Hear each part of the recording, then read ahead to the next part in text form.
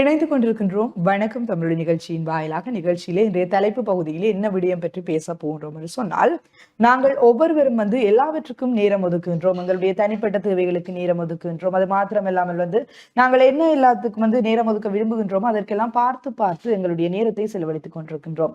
ஆனால் இன்றைய நாட்களில் குடும்பத்துடன் பலர் நேரம் செலவிட மறந்து விடுகிறார்கள். அது மாத்திரமில்லாமல் அதற்கான நேரம் ஒதுக்குகின்ற வீதமே குறைவடைந்து கொண்டு செல்கிறதாக நாங்கள் அவதானிக்கக்கூடியதாக இருக்கின்றது. சிலரை நாங்கள் பார்க்கின்ற போது இருக்கிறார்கள், வேலை என்று சொன்னாலும் பரவாயில்லை, ஒரு குடும்பத்தில் ஒரு நாள் சேர்ந்திருந்து சாப்பிட வேண்டும், குடும்பத்துடன் சேர்ந்து வெளியில் செல்ல வேண்டும் என்று சொல்லி எல்லாம் நினைப்பார்கள். சிலர் என்ன செய்வது, அவர்கள் விரும்பினாலும் கூட சில சமயங்களில் வேலைப்பளு காரணமாக அவர்களால் வீட்டில் நேரம் ஒதுக்குவதற்கு நேரம் இல்லாமல் இருக்கின்ற ஒரு நிலைமை இருக்கிறது. இன்றைய கால பகுதிகளில் எல்லோருமே நாங்கள் பார்க்கின்ற போது சிறு பிள்ளைகள், இன்றைய பத்திரிகைகள் கூட படிக்கக்கூடியதாக இருந்தது, சிறு பிள்ளைகள் எல்லாம் மன அழுத்தத்தால் உயிர் மாய்க்கின்ற நிலையையும் நாங்கள் அவதானிக்கக்கூடியதாக இருந்தது. இதற்கெல்லாம் பிரதான காரணம் என்ன என்று சொல்லி பார்க்கின்ற போது, மனம் விட்டு பேசுவதற்கு ஒருத்தர் இல்லாமல், ஒரு பிரச்சனை இருக்கின்ற போது அந்த பிரச்சனையை சொல்லுவதற்கு ஒருவர் இருந்தாலே அதுவே ஆறுதலாக இருக்கும் என்று சொல்லி பலர் சொல்ல நாங்கள் கேள்விப்பட்டிருக்கின்றோம். உண்மையும் அதுதான். ஒரு பாரம் எங்களுடைய மனதில் ஒரு விடயம் மிகவும் கடினமாக எங்களை உறுதி கொண்டிருக்கின்றது என்று சொன்னால், அதை நாங்கள் இன்னொருவருக்கு பகிர்ந்து விட்டோம் என்று சொன்னால் அது எங்களுடைய மன சுமை குறைவடைந்து விடும் என்று சொல்லுவார்கள். அதற்கு அடிக்கடி சொல்லுவார்கள், ஆன்மீகத்தில் நாட்டம் செலுத்துங்கள், இறைவனை வழிபடுங்கள் என்று சொன்னால், இறைவனை வழிபடுகின்ற போதும் எங்களுடைய குறைகள், எங்களுடைய பிரச்சனைகளை நாங்கள் சொல்லி நாங்கள் வணங்குகின்ற போது அந்த பிரச்சனைகள் எங்களுடைய மனதை விட்டு நீங்கி செல்லக்கூடியதாக இருக்கின்றது. இவ்வாறு இருக்கின்ற சந்தர்ப்பத்தில் ஒரு மனிதனுக்கு அடிப்படை ஒரு விடயமாக குடும்பம் இருக்கிறது. குடும்பத்தை தாண்டித்தான் அடுத்தது சமூகம் என்று சொல்லி அவன் அடுத்தடுத்த கட்டங்களுக்கு நகர்ந்து செல்லக்கூடியவனாக இருக்கின்றான். இந்த குடும்பம் என்கின்ற விடயத்தை நாங்கள் எடுத்துக்கின்ற போது ஒவ்வொருவரும் அன்புடன் இருக்க பழக வேண்டும். ஒவ்வொரு உறவுகளும் ஒருவருடன் ஒருவர் பேசிக்கொள்ள வேண்டும். முதலில் இன்றைய நாட்களில் நாங்கள் பார்க்கின்ற போது பேசிக்கொள்வதே தொலைபேசியிலால் தான் இருக்கின்றது என்று சொன்னால், காலையில் வேலைக்கு செல்வார்கள், சில டைம்ல இரவு நேரங்களில் வந்தால் இரவு நேர வேலைக்கு அடுத்தவர் சென்று விடுவார். அதனால் ஒருவரை ஒருவர் பார்க்க முடியாத நிலை கூட இன்றைய நாளில் உருவாகி கொண்டு வருகின்றது. நாங்கள் அனைவரும் முக்கியமான ஒரு விடயத்தை கவனத்தில் கொள்ள வேண்டும். வாழ்க்கை என்பது நாங்கள் சந்தோஷமாக வாழ வேண்டும். பணம், வேலை என்று சொல்லி நாங்கள் ஓடிக்கொண்டிருந்தால் ஒரு குறிப்பிட்ட காலப்பகுதிக்கு பின்னர் நாங்கள் சிந்தித்து எங்களுடைய உறவுகளுடன் நேரத்தை செலவழிக்கவில்லையே, அன்பு செலுத்தவில்லை என்று சொல்லி யோசித்து வருத்தப்பட்டு எந்த பிரயோசனமும் இல்லை. ஆகவே நாங்கள் உழைக்கின்ற அதே சமயம் அதே அளவிற்கு முக்கியத்துவம் குடும்பத்துக்கும் கொடுக்க வேண்டியவர்களாக இருக்கின்றோம்.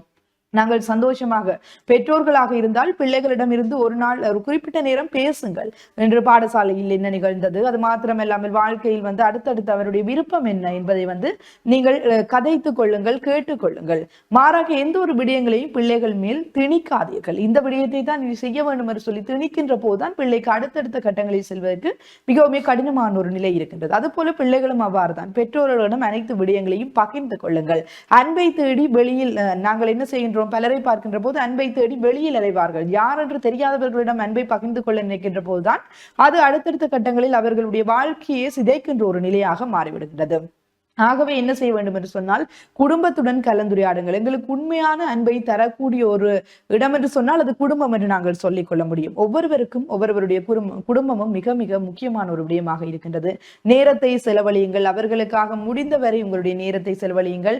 உங்களால் முடிந்த உதவிகளை செய்து கொடுங்கள். ஒவ்வொருவரும் மனம் விட்டு பேசுங்கள். உங்களுடைய பிரச்சனைகளை பகிர்ந்து கொள்ளுங்கள். எவற்றையும் மனதில் போட்டு குழப்பிக் கொண்டே இருக்காதீர்கள். பிரச்சனை பிரச்சனை என்று சொல்லி மனதுக்குள் போட்டு அதனை நாங்கள் மட்டுமே சிந்தித்துக் கொண்டிருப்பதனால் அதற்கு முடிவு கண்டுவிட முடியாது. எந்த பிரச்சனையாக இருந்தாலும் அதற்கு ஒரு முடிவு காண வேண்டும் என்று சொன்னால் எங்களுக்கு நம்பிக்கையானவர்களிடம், எங்களுக்கு அன்பானவர்களிடம் பகிர்ந்து கொள்ள வேண்டும். அவர்கள் தங்களுடைய கருத்துக்களை சொல்லுவார்கள். இல்லை என்று சொன்னால் ஏதாவது ஒரு வழியில் எங்களை நல்ல வழியில் அவர்கள் நல்வழிப்படுத்துவதற்கு முயற்சி செய்வார்கள். ஆகவே எதையும் குறித்து சிந்தித்துக் கொண்டிருக்காதீர்கள். இந்த மன அழுத்தம் என்கின்ற போது, மன அழுத்தம், மனச்சோர்வு, பதகளிப்பு, பதற்றம் இவையெல்லாம் நாங்கள் எடுத்து பார்க்கின்ற போது அடிப்படை காரணம் மற்றவர்களுடன் மனம் விட்டு பேசாத ஒரு நிலைதான் இருக்கின்றது. ஆகவே முடிந்த வரைக்கும் உறவுகளுக்காக நேரத்தை செலுத்துங்கள். இன்றைய நாட்களில் நாங்கள் பார்க்கின்ற போது எல்லோருமே தொலைபேசி என்று சொல்லி தேவையான விடயங்களுக்கு பயன்படுத்துவதை தாண்டி சாப்பிடுகின்ற போதும் ஒருவருடைய கையில் தொலைபேசி இருக்கும், மற்ற வேலைகளை செய்து கொண்டிருப்பார்கள். இவ்வாறுதான் இந்த கையில் தொலைபேசியுடனேயே சுற்றி கொண்டிருப்பார்கள். வெளியில் என்ன நடக்கின்றது என்று சொல்லி தெரியாது. குடும்பத்தில் யாராருக்கு சொல்ல வேண்டும் என்று சொன்னால் ஃபேமிலி அப்படின்னு சொல்லி ஒரு குரூப்பை கிரியேட் பண்ணி வச்சிருப்பாங்க. என்ன செய்வார்கள், அதுல அந்த ஒரு தகவலை பகிர்ந்து கொள்வார்கள். அதுல பிடித்தவர்கள் லைக் பண்ணுவார்கள். அது மாத்திரமில்லாமல் தங்களுடைய கருத்துக்களை அவர்கள் பகிர்ந்து கொள்வார்கள். இவ்வாறாகத்தான் இன்றைய நாட்கள் நகர்ந்து கொண்டிருக்கின்றது. ஆகவே நேயர்களை நாங்கள் ஒவ்வொருவரும் எங்களுடைய குடும்பத்துடன் நேரத்தை செலவழிக்க பழக வேண்டும். ஒரு குறிப்பிட்ட காலத்துக்கு பின்னர் நாங்கள் வருத்தப்பட்டோ அல்லது எங்களுடைய குடும்பத்துடன் நாங்கள் நேரம் செலவழிக்க முடியவில்லை என்று சொல்லி கவலைப்பட்டோ எந்தவித பிரயோசனமும் இல்லை. நாங்கள் இருக்கின்ற நேரத்தை சரியான விதமாக பயன்படுத்திக் கொள்ள வேண்டும். இல்லையா கார்த்திகாயன்? நிச்சயமாகத்தான் ஹலிஸ்டாக்கா நிறைய விஷயங்களை பகிர்ந்து கொண்டிருக்கிறார் இந்த தலைப்பு பகுதியில. அது இந்த ஃபேமிலி டைம் அப்படி என்பது, இந்த குடும்பத்திற்காக நாங்கள் நேரம் கொடுக்கிறது அப்படி என்பது எல்லா வேலையையும் செய்துட்டு எங்களுக்கு மிச்சம் இருக்கிற நேரத்தில் அவர்களுக்கு ஒதுக்குறது அப்படி என்றது இல்லை. ஃபேமிலிக்கான நேரம் என்றதுதான் எங்களுடைய ஃபர்ஸ்ட் ப்ரியோரிட்டியா, அதாவது நாங்கள் அதற்குத்தான் முன்னுரிமை கொடுக்க வேண்டும் அப்படி என்று சொல்கிறார்கள். இன்னைக்கு ஏன் நாங்கள் இந்த குடும்பத்திற்கான நேரம், எங்களுடைய குடும்ப உறுப்பினர்களுக்கான நேரம் ஏன் கொடுக்கணும் அப்படி என்று சொன்னால், அடிப்படையில நாங்கள் எல்லாருமே நாங்கள் தனி மனிதர்கள், சுயாதீனமானவர்கள். நாங்கள் எங்களுடைய சொந்த காலில் நிற்கிறோம், எங்களுக்கு யாரும் தேவையில்லை. இப்படியான மனநிலையில எல்லாம் வாழ முடியாது. ஒரு தனி மனிதன் வாழ்கிறான் அப்படி என்று சொன்னால் அவன் யாரோ ஒருவனுடைய முதுகிற்கு மேல் ஏறி நிற்கிறார் அப்படி என்று சொல்லிடும். யாரோ ஒருவர் அவரை தாங்கி கொண்டிருக்கிறார். அந்த ஒரு வேலையை செய்வதாக இருக்கட்டும், படிப்பாக இருக்கட்டும், எதிலையும் ஒரு மனிதன் எந்த ஒரு தளர்வும் இல்லாமல் பயணிக்கிறார். சரி, தளர்வுடன் பயணித்தாலும் கூட இந்த குடும்ப உறுப்பினர்களுடைய பக்க பலம் என்பது இல்லாமல் யாராலுமே பயணிக்க முடியாது. அப்படி குடும்ப உறுப்பினர்கள் இல்லாத பட்சத்தில் எங்களுக்கு நண்பர், தோழர், தோழிகள் அப்படி என்று யாரோ ஒருவருடைய ஆறுதலும் துணையும் இந்த மனிதன் அப்படி என்ற ஒரு உயிரினத்திற்கு தேவைப்படுகிறது அப்படி என்று சொல்வார்கள். அப்ப அதுல எங்களுக்கு நாங்கள் அடிப்படையில் சின்ன வயசுல இருந்தே இந்த ஃபேமிலி டைம் அப்படி என்பதை நாங்கள் வளர்த்து கொள்ளணும். உங்களுடைய வீடுகள்ல நீங்கள் இருக்கிற ஒவ்வொருத்தரோடையும் இன்டராக்ட் ஆகுறதுக்கு, நீங்கள் இன்னும் க்ளோஸ் ஆகுறதுக்கு அந்த நேரம் உதவும் அப்படி என்று சொல்கிறார்கள். இப்ப அடிப்படையில இந்த வீட்டுல சின்ன பிள்ளைகள் இருப்பார்கள் என்று சொன்னால் அந்த பிள்ளைகள் எல்லாம் ஒரு தைரியமான, மனோதைரியமான ஆக்களா வரணும். தைரியமா இந்த ஒரு ஸ்கூல்ல சரி அந்த ஆக்டிவா செயற்படுறதுக்கான அடிப்படை எங்க இருந்து வருதுன்னு சொன்னா இந்த குடும்பத்துல இருந்து வருது. சின்ன வயசுலயே ஒரு மாதிரி குடும்பத்தில இருந்து விலகி இருக்கக்கூடிய பிள்ளைகளை அந்த பிள்ளைக்கு தனிமையா இருக்கத்தான் பிடிக்கும். அவன் ஆக்களோட கதைக்க மாட்டார் அப்படி என்ற ஒரு டேக்லைன்ஸை நாங்களாவே அந்த பிள்ளைகளுக்கு, வீட்டுல யாராச்சும் ஒரு ஆள் அப்படி இருப்பினோம், அமைதியாத்தான் இருப்பினம், அது கதைக்க மாட்டணும் அப்படின்னு சொல்லி நாங்களே குடும்பத்திலே யாராச்சும் ஒரு ஆளுக்கு அப்படி ஒரு டேக்லைனை போடும்.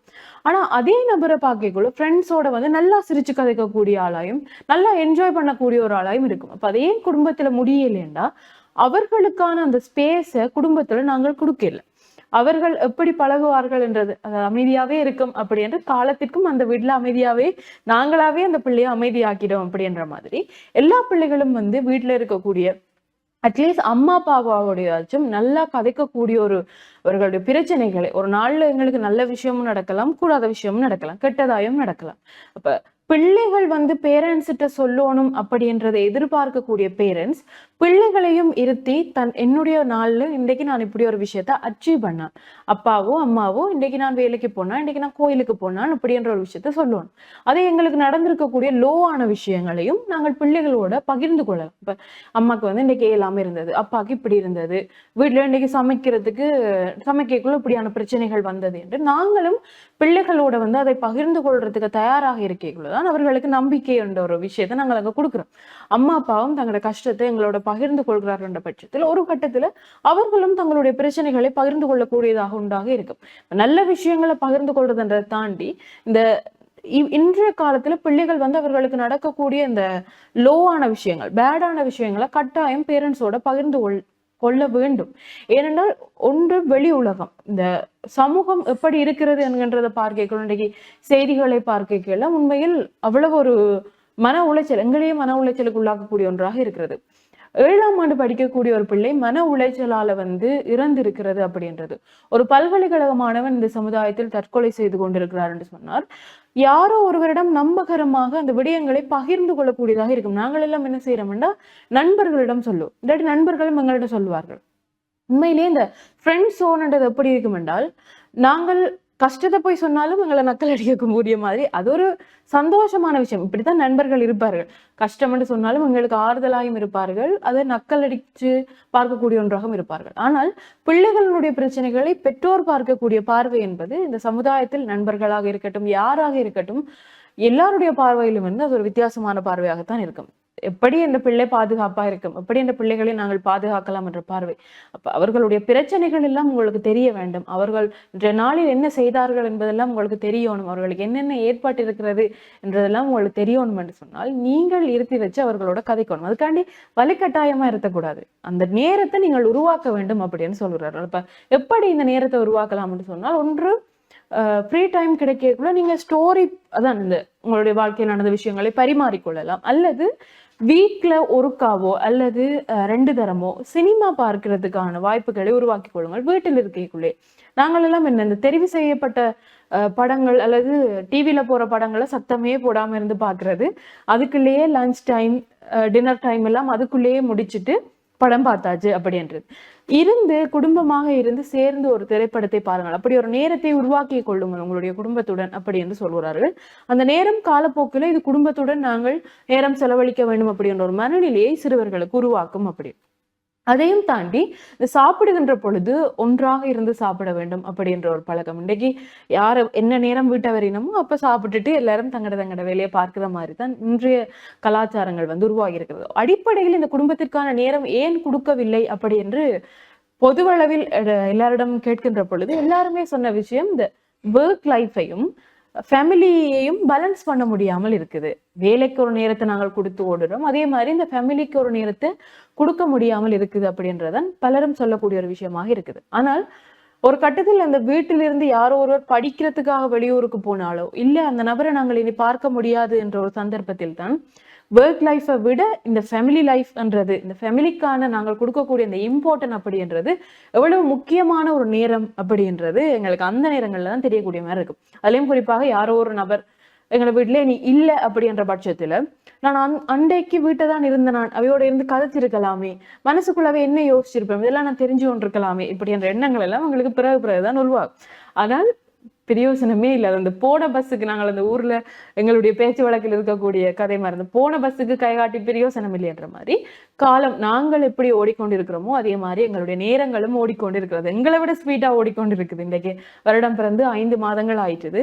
நாங்கள் 5 மாதங்கள் ஆயிட்டு பேசிக்கொண்டிருக்கக்குள்ள எங்களுடைய நாட்டில் 1062 பேர் விபத்துக்கள்ல இறந்திருக்கிறார்கள். 7000 பேர் பாதிக்கப்பட்டிருக்கிறார்கள். இப்படி எங்களை சுற்றி பல விஷயங்கள் நடந்து கொண்டிருக்குது. எங்களை விட இந்த காலம் என்பது வேகமாக ஓடிக்கொண்டிருக்கிறது. அப்ப எங்களுக்கு அருகில் இருப்பவர்கள் கணக்க வேணாம், நண்பர்கள், பள்ளிக்கூடத்துல படிச்சவ, பல்கலைக்கழகத்துல படிச்சவன்னு எல்லாருக்கும் டைம் கொடுக்காம குடும்பத்துல இருப்பவர்களுக்கு மட்டும் நாங்கள் நேரத்தை கொடுத்துக் கொள்வோம் அப்படி என்பதானக்கா நாங்கள் சொல்லக்கூடிய விஷயமா இருக்கு. நிச்சயமாக இன்றைய நாளிலையும் நாங்கள் குடும்பத்துடன் நேரத்தை செலவழிக்க வேண்டும் என்கின்ற ஒரு முக்கியமான விடயம், எல்லோருக்கும் தேவையான ஒரு விடயத்தை பற்றி பேசியிருந்தோம். நாங்களும் நிகழ்ச்சியிலிருந்து விடை பெற்று செல்ல போறோம். இன்றைய நிகழ்ச்சியை பார்த்து கொண்ட நேயர்கள் அத்தனை பேருக்கும் நன்றிகளையும் வாழ்த்துக்களையும் தெரிவித்துக் கொண்டு நிகழ்ச்சியிலிருந்து விடை பெற்று செல்லும் நாங்கள் என்ற நண்புடன் கலைஸ்டா ஜெயக்குமார் மற்றும் கார்த்தியாயினி. நன்றி நேயர்களே.